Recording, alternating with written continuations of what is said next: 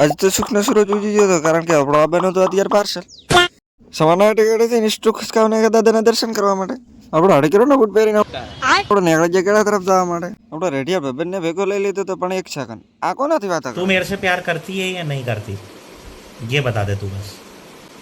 नहीं मैं तेरे से लास्ट बार पूछ रहा हूँ तेरा मेरे से प्यार है या नहीं है। ચાલે તું વધારે નહીં કોઈ નકા પછી વિવાદ થઈ જશે ગામના કોતરે પહોંચી જતા હતા અમે પાર્સલ લઈ વાળી મેં મારા ભાઈબંધે પછી અમે નીકળી ગયા તરત ગેળા તરફ જવા માટે આપણે હનુમાન દાદા ગેળા પહોંચી જતા બાઇક પાર્કિંગ કરીને પ્રસાદી લઈ વાળી આપણે દાદાના દર્શન કરી વાળી પ્રસાદી બીજી કરીને